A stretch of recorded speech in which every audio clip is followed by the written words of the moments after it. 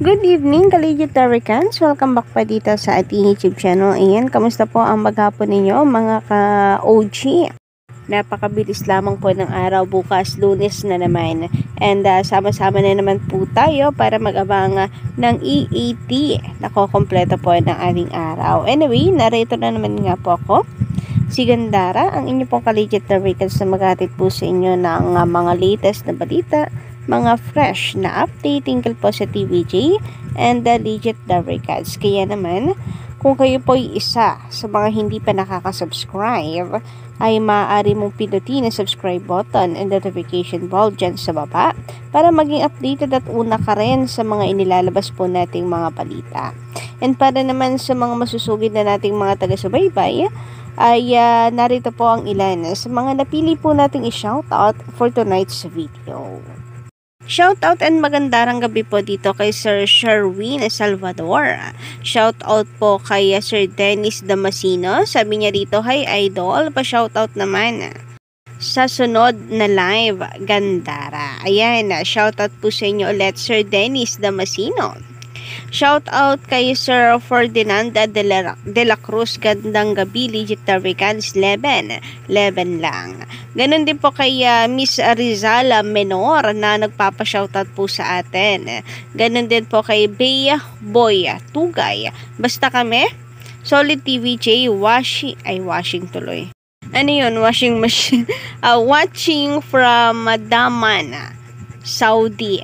Pa-shout out ay Miss Gandara. Grabe nga yun. Ang layo po ng mga lugar na atin pong mga subscribers, no? Ang mga TVJ supporters. Nasa iba't ibang sulok na mundo. May nasa Saudi, may nasa Amerika, may nasa Canada. Anyway, syempre damay din po natin sila Sir Roy Mogol, sina Sir Dante Oypico, Sir JM, Sir Charles Justin Jovelosa, Sir Lipsper Fernandez. Ayan, magandang gabi sa inyo. Na-miss ko po ang mga komento niya, Sir Lipsper Fernandez. Tagal na po tayo hindi nakakabasa ng inyong mga comments. Ganon din po kay Sir Lito Ochoco, Sherwin Salvador, Maria Teresa Romero. Magandang gabi po sa inyo. At maulang gabi sa ating lahat. Kay Sir Demin Benitez,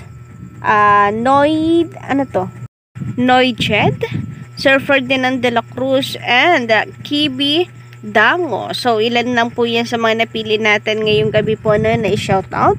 Again, maraming salamat po sa inyong pagtutok at pag-antabay sa mga daily updates po natin. Basta may kinalaman po sa TVJ and Digital Daricans, sagot na po natin ang mga balitang yan. At eto, for today's video, simulan po natin ang ating balitaan at talakayan na kung saan ay grabe nga yun mga ka-legit Daricans.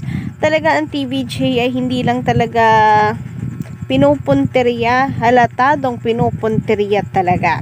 Talagang gustong-gusto po nila na madamay ang EAT show sa pagpapasuspinde. Mga inggit match, masyado, halatado naman. Halatado po ang inggit nila sa TVJ. Porke ba maganda ang takbo ng EAT show, inyo agad pag-iisipan ng hindi maganda. So, paano nga ba natin nasabi na parang until now talagang hindi pa rin po sila tinitigilan? May isang linggo na po nakalipas mula na pumutok ang issue na yan na suspension na etc. Kasi may bago na naman pong post sila na kung saan ay ang galing din na talagang pasimpleng gumalaw, umatake. So ilan lamang po yan sa napapansin po ng mga netizens na grabe din, pasimplihan talagang umatake para dumugin ng mga bashers ang TVJ, para atakihin po ng pangbabatikos ang TVJ hanggang ngayon, para patas para sa kanila kung napatawag daw sa MTRCB or kung nasuspinde ang It's Showtime, dapat ganun din ang TVJ. Dapat ay masuspinde rin dahil hindi lang naman daw ang Showtime ang gumagawa ng mga kalaswaan etc. pati rin daw po ang rival show. Pero bakit lumalabas na parang Showtime lang yung pinag-iinitan? Ganito. Kasi may isa na naman pong article na lumabas na kung saan ay yun po yung tinatanim sa utak ng mga tao. Ang tanong pa po ay matatandaan ba kung nasuspinde din sila? So narito nga po, basahin po natin. At the same time ay yung komento po ng ilang netizen. Kung ano nga ba ang komento ng netizen hinggil dito. Sabi nga po dito sa sa caption po nila, hashtag from Pet Archives. Noong 2019, isang gay couple ang nag-kiss ng live sa Itbulaga. So, 2019 then TVJ pa po ang nasa Itbulaga nito. Kita nyo naman, nandiyan po si Alden Richards. Isang gay couple ang nag-kiss ng live sa Itbulaga. Naaalala niyo pa ba kung nasuspinde rin sila noon? So, yan po, no, may pa-question mark dito sa caption. Kung nasuspinde rin daw dahil sa pag-kiss po ng mag-couple na gay. Well, I think kaya ito po yung ginamit nila kasi dahil nga po sa issue ni Vice and Ion, di ba? So, ayun na nga, kung nasuspinde rin daw po ang Itbulaga, pinakita live na nag-kiss. So, parang yung sa comment section, yung mga netizens, sinasabi na ang sa Showtime, kumain lang ng icing na suspende. Ito raw, nag-kiss, lalaki sa lalaki, live sa television, bakit parang hindi raw nasuspende? Yun yung mga komento sa sa comment section ng iba. So, ang headline po nila dito, gay couple nag-kiss ng live sa Itbulaga. And meron nga po diyang mga angry reaction, laughing reaction. Pero bago nga po natin ito bigyan ng reaction, narito nga po ang say ng ilang mga netizens after pong makita po ang article na ito. So, hindi na po natin nabasa yung mismong article. So, sabi dito, MTRCB, musta ba? Aba, galaw-galaw. Ayan, mabuhay sila Lamu. Diba? Meron po mga bumabatikos sa MTRCB para daw merong kinikilingan. OMG, isa na lang maiiwan na show sa tanghalian. So, parang lumalabas na pinupunteriya ng EAT ang lahat ng kanilang mga karibal sa noontime show. Sabi dito, Pep, pasimpleng rendon ang datingan mo. Ang komento naman ng isang netizen. So, ayun na nga, pasimple po tumira. But anyway, bigyan nga po natin ng reaksyon hinggil po dito. So, I think kaya pwede namang binigyan ng warning, hindi lang sinapubliko. Hindi naman kasi porket hindi nabalitaan, ibig sabihin ay wala nang ginawa. No? Hindi lang nasa publiko, kaya wala po tayong alam. Pero hindi ibig sabihin nun ay hindi po ginawa ng aksyon. So, kaya naman po itong kina Vice at kay Ion ay isinapubliko ang patungkol dyan sa suspension, sa warning, ay dahil nga ito'y kinall out. Pinag-usapan sa social media kasi kinall out po yan ni Rendon Labrador sa social media. Kaya tayo aware at alam natin yung mga nangyayari.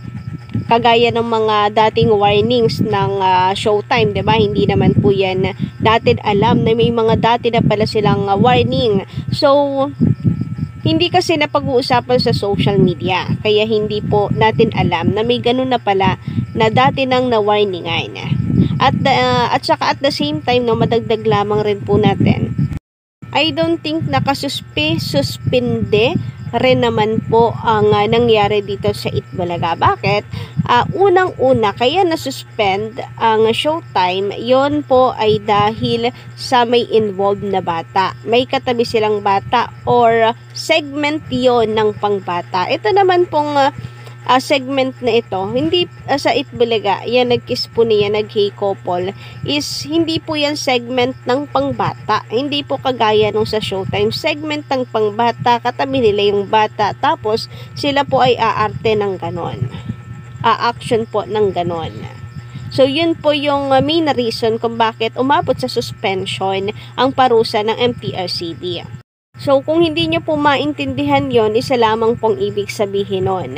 Sa inyo, wala rin kayong pakialam sa lahat ay kinikilos at isinasalita nyo kay may bata o wala. So, wala po kayong pakialam sa future ng mga bata. So, yun lamang po yun. Ano? Napakalinaw na ang segment po na ito hindi pang bata, unlike po doon sa Showtime na pang bata mismo yung segment. And kung sakasakali na naging problema yan, nako, portion yan ang mga bashers, magngangaw-ngaw po yan sa MTRCB at sasabihin na talagang may problema po sila sa LGBT community, no? Malamang yun naman ang kanila pong ang kanila pong sasabihin, may maibash lang talaga sa MTRCB. Samantalang ibang bashers naman, ako, pati po si Alden tuloy kanila pa pong dinamay. Kasi si Alden, di ba, yung kasama po nila dyan. And nakangititong si Alden. So, pati tuloy si Alden Richards ay ini-issue pa. Dinamay pa talaga ng mga bashers po na ito. Wala po talagang magawa no, lahat na lamang ay gagawa po talaga ng paraan para lamang po batikusin ang TVJ, pati na rin po ang MTRCB sa desisyon na suspension for Showtime. Kayo po ba, ka-legit na regards, ano po ang inyong masisay hinggil po dito sa atin pong pinag-usapan ngayong gabi? So, pa-comment na lamang po dyan sa baba and don't forget to click the subscribe button and notification bell for more updates.